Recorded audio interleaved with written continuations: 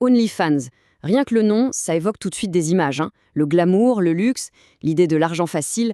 Mais bon, derrière cette façade, il y a toute une économie numérique bien plus complexe et, soyons honnêtes, souvent assez brutale.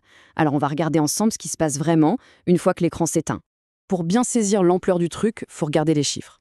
En 2023, la plateforme, c'était 4,1 millions de créateurs pour 305 millions d'utilisateurs. C'est juste colossal. C'est comme une nation numérique en fait, avec sa propre économie, ses propres règles et bien sûr, ses propres coûts cachés. Et justement, derrière ces chiffres énormes, il y a un poids humain, un poids immense. Écoutez cette phrase de Madeleine, qui est créatrice de contenu. Elle résume tout, non? Cette pression. On s'imagine qu'on peut tout gérer, mais en fait, la réalité, elle est bien plus lourde. Et ça, c'est vraiment la question au cœur de tout. Qu'est-ce qui se cache derrière cette illusion de l'argent facile?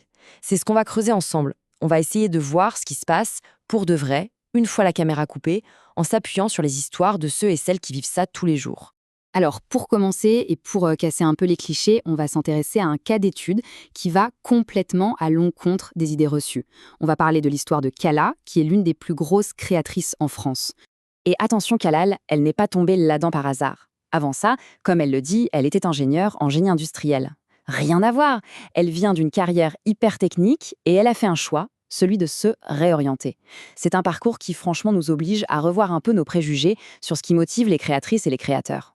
En fait, il faut vraiment la voir non pas comme un simple modèle, mais comme une vraie chef d'entreprise, une PDG littéralement. Elle gère une équipe de 9 personnes, elle a des bureaux de 170 mètres carrés, elle pilote des stratégies de contenu, supervise la production avec des feuilles de service, des scénarios. C'est une PME, une vraie, qui vient carrément concurrencer les grosses productions traditionnelles. Mais voilà, faire tourner une boîte comme ça, 24 heures sur 24 et 7 jours sur 7, évidemment, ça a un coût. Et c'est un coût qu'on ne voit jamais à l'écran. Alors maintenant, on va s'intéresser à ce prix élevé de la performance. Parce que oui, le corps, c'est l'outil de travail principal. Et comme n'importe quel outil, il s'use. Kala, par exemple, elle souffre d'une tendinite chronique aux épaules. C'est une blessure tellement douloureuse qu'elle est obligée de prendre de la codéine juste pour tenir et de ralentir son rythme de tournage. On parle bien là d'un risque professionnel, d'une réalité physique très concrète. Et ce n'est pas tout. Au-delà du physique, il y a les barrières du système financier. C'est complètement fou. L'argent qui est gagné est quasiment impossible à utiliser normalement. Imaginez, elle s'est fait virer de 2 banques en un an. Aujourd'hui, elle est obligée de passer par la seule banque qui accepte de travailler avec elle, et qui est au Luxembourg. Impossible pour elle d'obtenir un prêt personnel. Et le pire, c'est que légalement, toute personne qu'elle paye est considérée comme un proxénète. C'est un combat administratif et juridique de tous les instants. Bon, l'histoire de Kala est hyper intéressante, c'est sûr, mais ce n'est qu'une histoire parmi d'autres. C'est super important de comprendre qu'il n'y a pas un seul profil type de créateur ou de créatrice. Les parcours, les motivations, tout ça, c'est extrêmement varié. Et pour ça, regardez un peu le contraste entre ces deux témoignages.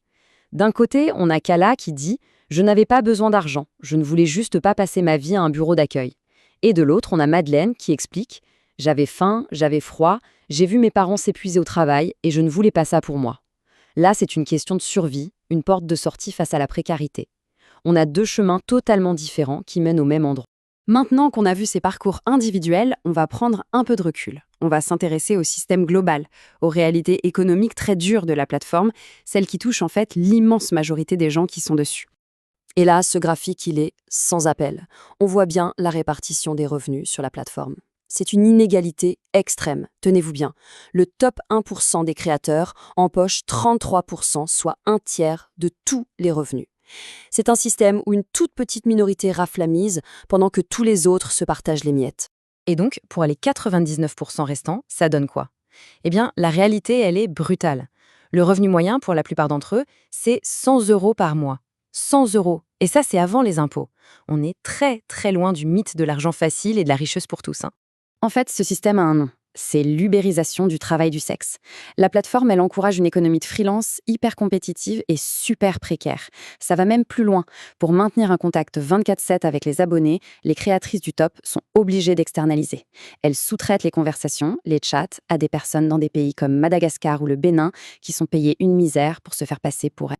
Alors, au final, qu'est-ce qu'on doit retenir de tout ça?